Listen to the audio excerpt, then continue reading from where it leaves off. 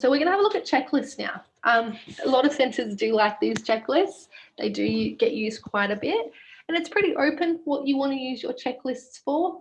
It could be physical things, it could be paperwork, documentation, things you need to check up on, but you could definitely use, yeah, your checklists as well. So if we're on the staff portal, so we're back here, we have a checklist option. Okay, if we click there, it'll show you all the checklists that are meant to be completed for that day. Alrighty, so it will give you a due pay as well. Obviously, we'll create the checklist from the admin portal originally, then they will show up on the app here. Okay, so the bell, that's to say this will give you a notification when it's overdue, which these ones obviously are. Okay, so the actually test one was 8:05, which is obviously passed and it wasn't completed.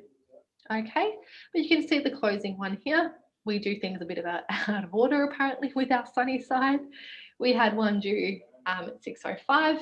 We completed it, Miss Jackie completed it today at 10:03, and it gives you a tick there as well.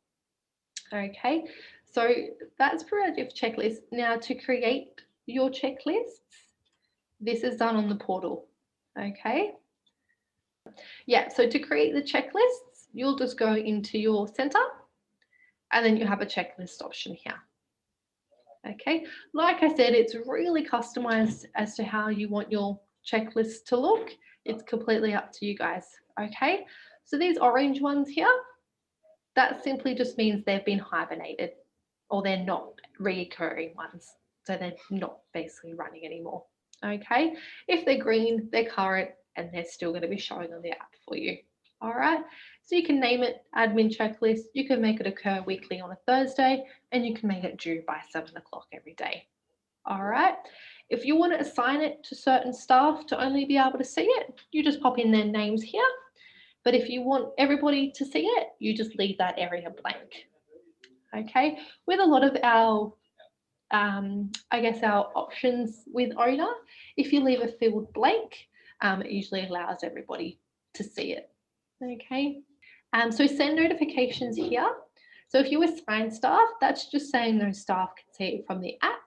And then send notifications means these people will get an email and a pop-up notification if that checklist hasn't been done. So usually you'll have your director or responsible person or something getting that extra email when things haven't been done. Your weighing, that's just basically how important it is.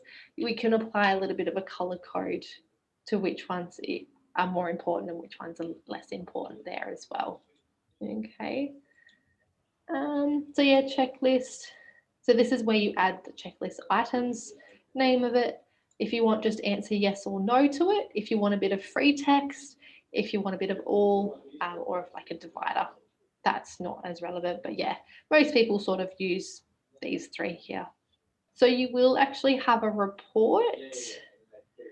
So under reports, you have another tab called checklists. Okay, so these checklists, my Zoom tab is in the way again.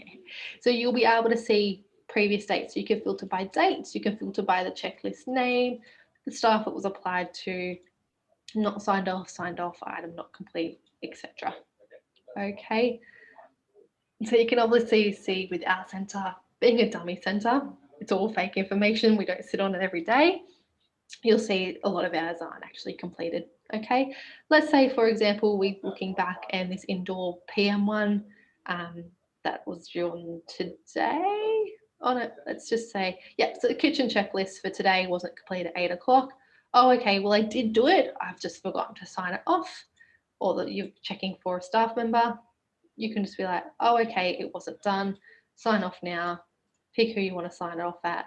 This is the time it was signed or when it was done, and then you can sign off there. So you can always sort of go back and edit things and change things from the report side of things. Now that one will be shown as signed off. Okay. So you get an idea here as well how many checklists get signed off, items completed, etc. there too. So that's sort of more of like a reporting side of things for your checklists. Okay, like I said, you can really customize the checklist to how it works for you. So we've got transport, pick up, drop off, we've got indoor, we've got clothing, we've got kitchen, we've got admin, we've got a bit of everything for checklists.